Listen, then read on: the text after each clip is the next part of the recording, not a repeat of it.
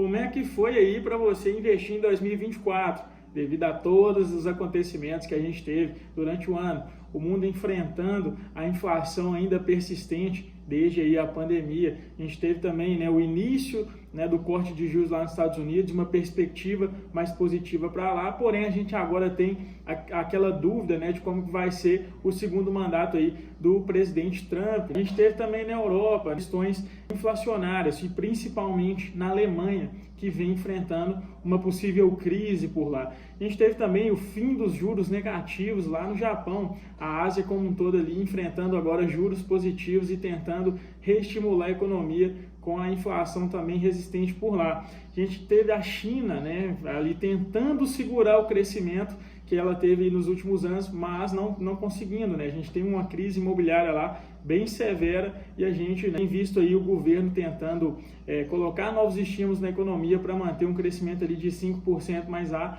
uma certa dúvida aí se isso vai conseguir ser mantido, e isso impacta diretamente aqui nós no Brasil, porque a China é o nosso principal parceiro econômico atualmente. A gente teve também, né, lá no Oriente Médio, ali os conflitos que pressionam bastante o petróleo, e isso pode trazer inflação para a gente aqui também. E aí a gente teve aqui no Brasil os principais eventos, né, que é a questão do pacote fiscal do governo, que faz com que a gente tenha ali os ativos de risco, né, inflação e taxas de DI futuro mais pressionadas. E aí, como é que você investiu, como que foi o seu ano de 2024, devido a todos esses cenários que aconteceu durante o ano. Mas qual que são as expectativas para 2025? Você parou já para refletir sobre isso? Como que você vai tomar suas decisões para 2025? E aí, meu filho, bom? Vamos falar sobre investimentos? Vamos dar uma volta ao mundo rapidamente aqui para comentar um pouco do que a gente espera para 2025. Nos Estados Unidos, Donald Trump assume o governo agora em janeiro e já vem, né, colocando ali as questões que ele falou na corrida eleitoral. Como já ameaçou, né, nos últimos dias aí, tarifas a mais ali, principalmente para a China, Canadá e México. Isso pode pressionar as economias aí, principalmente a China, né, que é nosso principal parceiro comercial hoje. Isso traz pressões inflacionárias, não só para os Estados Unidos, né, porque a economia tende a se fechar mais um pouco. E o Trump já falou que deve aumentar os gastos ali do governo, isso pressiona a inflação por lá, o que pode fazer com que os juros não abaixem tanto, igual é a expectativa que a gente tem de mercado hoje. E também isso gera inflação no mundo como um todo, porque a economia estadunidense se fechando, né, o Trump colocando essas tarifas aí de importações de produtos fora dos Estados Unidos, a economia estadunidense se fechando mais, né, o dólar tende a ficar mais forte, e isso quer dizer o que? O dólar se apreciar perante o mundo. E isso, né, traz inflação para os outros países também, visto que a gente precisa importar várias coisas aí para o nosso país e, né, o dólar estando mais alto, a gente tem inflação mais alta no nosso país também, porque o custo da importação ficou mais caro para a produção aqui dentro do nosso país. Então, nesse cenário, Estados Unidos, né, a gente observa que pode trazer ali mais pressões inflacionárias, aumenta essa incerteza aí sobre o panorama econômico de lá para com os outros países também. Na Europa a gente tem coisas muito parecidas com relação ao fiscal, principalmente ali no Reino Unido, né, que tem feito uma política fiscal mais expansionista. A gente tem várias dúvidas com relação, né, aos países ali, principalmente França, Alemanha, que vem enfrentando aí possibilidades de crises econômicas. E principalmente na França, né, a gente tem visto aí uma possibilidade de crise política. Então a Europa, apesar de estar baixando juros, a economia está muito estagnada, né, e a gente não tem visto aí uma economia que tende, né, nos próximos anos aí a se tornar mais pujante. E também a questão, né, do conflito lá entre Rússia e Ucrânia também pressiona bastante a inflação por lá. Na China, a gente tem várias questões, né, o pessoal lá quer manter um crescimento de 5% para os próximos anos, mas vários analistas aí não acreditam que eles consigam manter esse crescimento, justamente porque a crise imobiliária, que era para ter acontecido lá em 2019, eles conseguiram segurar para esses últimos anos agora, e eles têm feito, né, políticas fiscais ali mais expansionistas, né, diminuíram o custo do crédito de curto prazo por lá para estimular o consumo das famílias, estão fazendo políticas de renda para conseguir manter esse crescimento econômico aí de 5%. Muito provavelmente em 2024 eles vão conseguir manter esse crescimento, mas a longo prazo é muito complicado de se manter, e isso ajuda no processo de desinflação global, porque a China, dando essa arrefecida com relação ao crescimento econômico, mantém as commodities mais estável de preço. Isso ajuda, né, a desinchar a inflação no mundo como um todo, visto que Estados Unidos pode pressionar aí a inflação global por conta do dólar mais forte.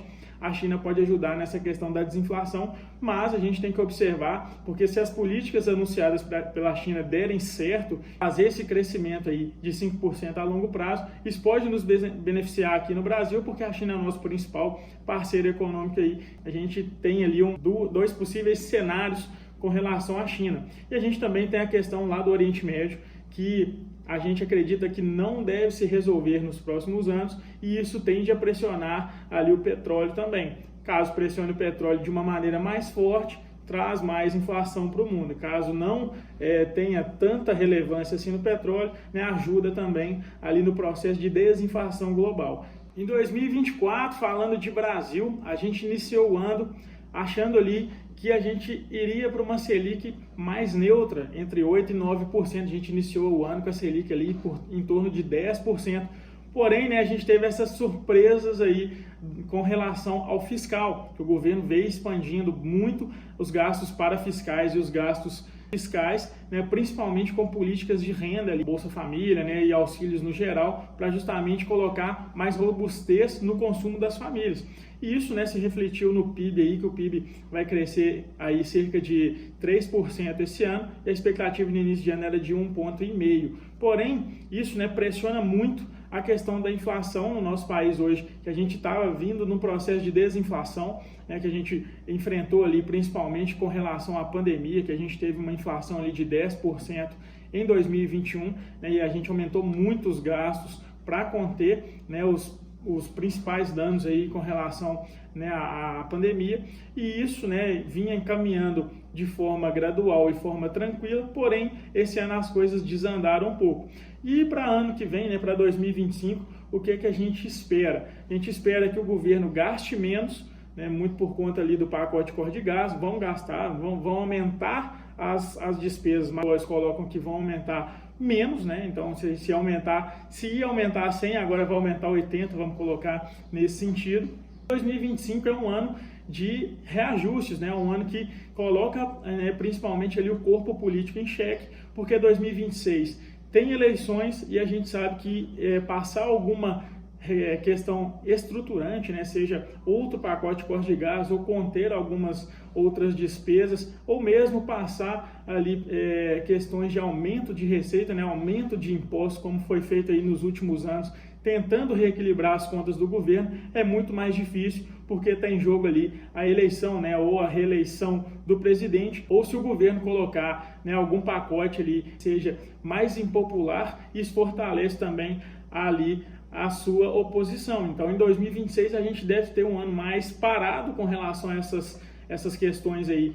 2025 é um ano extremamente importante pensando nessas questões, né? E a gente também deve ter aí Selic a 14,25%, a Selic ali no seu pico máximo, para justamente conter essas questões inflacionárias, né, e segurar as contas públicas, e o governo precisa reajustar isso, porque quanto mais, hoje o governo, a principal dívida nossa hoje do governo como um todo é nacional, ou seja, em real. Então, quanto mais a Selic sobe, é pior para todo mundo, não só para o setor produtivo, porque o dinheiro fica mais caro, mas também para o governo, porque quanto mais aumenta ali a taxa Selic, mais o governo vai dever juros também. Então, colocar a casa em dia é de extrema importância em 2025, vai colocar em xeque todas essas questões. A gente deve fechar 2025, né, segundo projeções, entre 4,7% e 4,8% de inflação e Selic em torno de 12%. Ainda tem muitos desafios aí com relação fiscal e também ao nosso Banco Central aí com relação à Selic aí para o próximo ano. Dado todos esses cenários, né, todas essas explanações macroeconômicas aí, o que fica para 2025? Renda fixa no Brasil ainda muito atraente, principalmente aí CDI+, e IPCA+. Bolsa ainda amassado, porque juros altos, lembra, juros é o preço do dinheiro. Então, se os juros ainda altos, quer dizer que o dinheiro tende a sair do risco, ou seja, a bolsa tende a ficar mais amassada por mais tempo. Mas isso não impede que você escolha boas empresas ali geradoras de caixa, principalmente empresas com fundamentos sólidos, que ainda entregam bons resultados, mas que ainda não refletiu no preço da ação por conta dessa questão dos juros mais altos por mais tempo aqui no Brasil. Então, escolher boas empresas na Bolsa hoje faz muito sentido, porque a gente tem esse desconto aí na Bolsa. Com fundos imobiliários, a mesma questão, né? Os fundos estão amassados, tendem a ficar mais amassados aí em 2025, por conta desses juros mais altos aí. Então, faz total sentido escolher bons projetos aí, que são resilientes e bem geradores de caixa aí nesse sentido. E aí, aplicações internacionais, aproveitar que ainda temos taxas de juros alta lá nos Estados Unidos para ter ali uma posição em bonds americanos, né, mais altos por mais tempo aí, e que a gente deve ver corte de juros, né, nos Estados Unidos ainda em 2025, e a taxa chegando à taxa neutra aí, caso a inflação não seja, né, persistente por lá, como, né, vários analistas colocam aí, com o fechamento da economia pelo governo Trump. E claro, alguma coisa ali também em ações internacionais, principalmente nos Estados Unidos, que teve aí, esse ano vai fechar em quase 30% de alta lá nos Estados Unidos. Então, faz total sentido ainda ter alguma coisa, né, de ações por lá para manter esse cenário internacional aí bem alocado. Em 2025, a gente vai conseguir superar esses desafios que foram colocados.